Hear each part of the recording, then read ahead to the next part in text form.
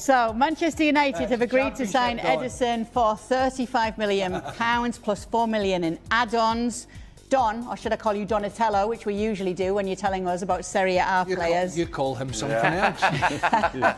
What kind of player are Manchester United getting here? Okay. He's the player I thought Liverpool would have got when Fabinho left Liverpool. Outstanding player. He's a player... If you think of Manuel Ugarte at Man United, and he got brought in because he wanted to rat around the place and get stuck in, well, Ederson is completely different. This guy can play. You see his touch maps and his heat maps. He's all over the pitch. He's all action. You'll see his touch maps on the left-hand side, the right-hand side, millions of touches in the middle. He plugs gaps. He's aggressive. He gets the odd goal. He's one of these players where when Man United play, you'll probably look at Bruno Fernandes and you look at Cunha and you look at Mbeumo and you might look at Sesko and your eyes might not catch Ederson, but he is a manager's dream. Honestly, for 36 million at 26, he's an absolute bargain. He'll slot straight in there. He can handle the ball. Every box you want to tick, ticks every single box. He's not flash. He's not flamboyant. He's just a real team player and a superb footballer. He's a great signing for Man United. Is there a reason why he's that price? Because I remember Gab on here a couple of weeks ago was talking about Ederson. And all of the things that Don's just said, he said was Ederson of 18 months to 2 years ago before he got an injury. Is that a reason why he's so cheap? No, do you know what? And Kale probably know. The Italian market, they don't sell for like, you don't see loads of Italian players. Well, I can't think of any going for 80 to 100 million pounds. It just doesn't happen. It's a market that's, when it gets rated for like 20 million, 30 million, 40 million. They're not like extortionate. And I don't know why Serie A bosses or the hierarchy there don't value their players a lot higher. I think Atalanta are a very good club and a well-run club.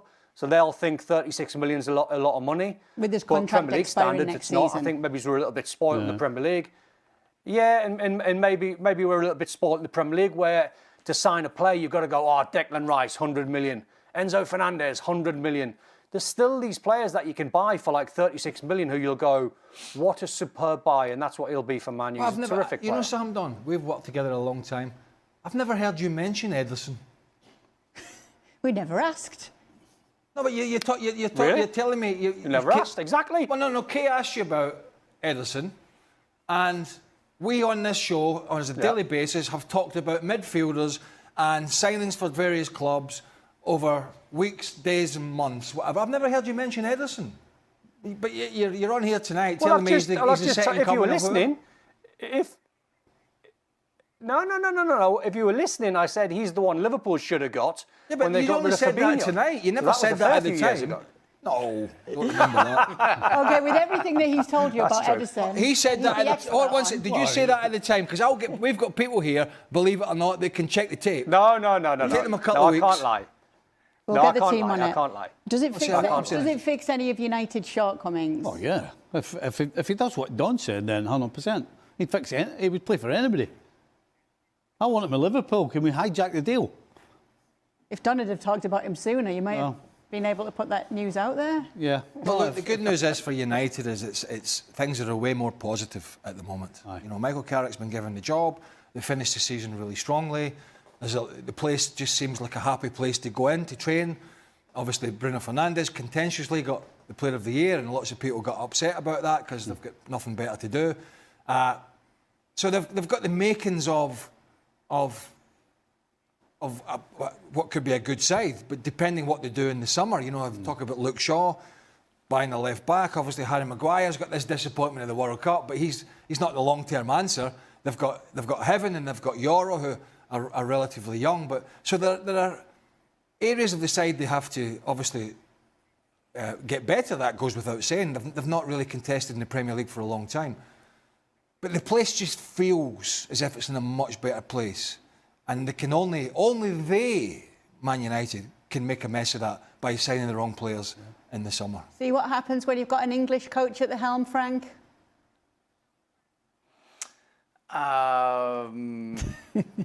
I never had any English coach first, I just want to go back to what Craig said, because I can't keep up laughing about it, because he was pretending that Don is making everything up, that he doesn't know Ederson. No, I'm not saying that. I never heard of...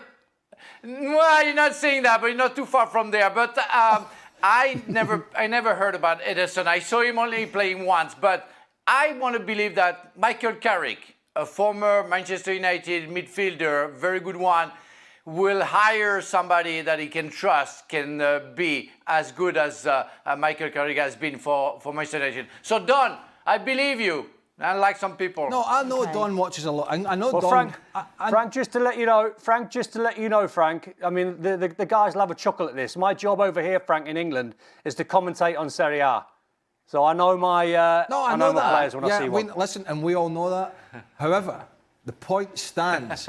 You've described Ederson as a player that, as Stevie said, could walk into the team in the world, and I've never heard you mention him before on this show. That's my point. But if you were listening to him in England, you'd have heard it. Any team in the world. If you'd have been listening to him in England on the commentary for Serie A, he talks about him all the time. I don't care what Don does in England. I care what he does here. Bring it here. Stuff England. Have you seen how they broadcast in England these days? It was send you. So let's take a deeper look at exactly what Manchester United are getting in Ederson. We're going to show you is that he could be a very dynamic and versatile midfield option for Michael Carrick. Let's take a look at this and start by looking at his contributions both with and without the ball. Now, this graphic is made up of every Serie A midfielder who played more than 2,000 minutes in the league last season. What we're looking at exactly is how many passes a player completes per 90 minutes, that's on the vertical axis, and how many tackles a player makes per 90 minutes along the horizontal. So the higher the player is in the top right-hand corner of this graph, the more he does of both. And as you can see, Juventus's Manuel Locatelli is way out ahead of everyone else, a complete outlier over here. You can also see, though, that Ederson is a really strong performer as well. He's averaging just under 2.5 tackles per game and completing nearly 50 passes per game as well, which means he's very effective both with and without the ball. Now, take a look at this one as well. This graphic gives us a bit of an insight into the average position Atalanta players took up in the Champions League last season.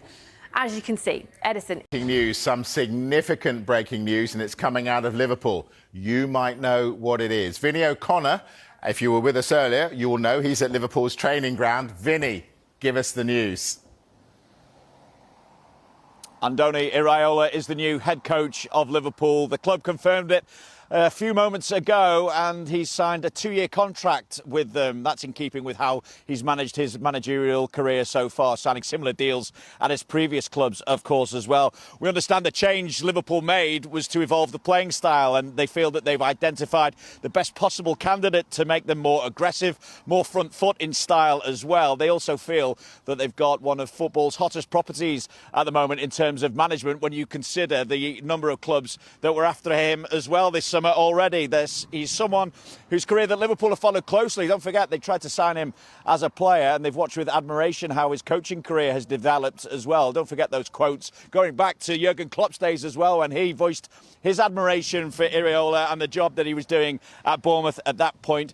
We also understand that while other candidates were considered, Iraola was the only one that Liverpool actually spoke to. I think you can probably hear in the background there's a few Liverpool fans pretty happy at the news as well.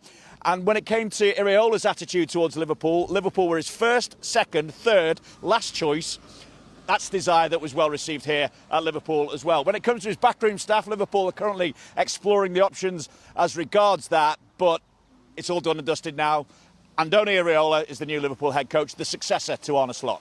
Manchester United supporters finally have a reason to get excited as reports continue to suggest that Ederson's £34 million transfer is complete and set to become the club's first major signing of the summer. The move represents far more than just another addition to the squad.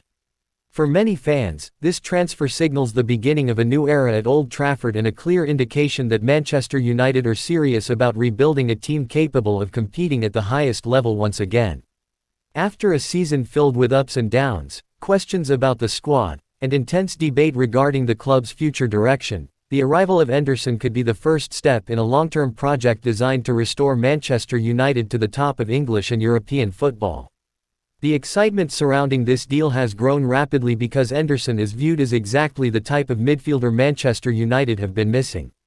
Modern football demands energy, mobility, technical ability, tactical awareness, and the confidence to perform under pressure.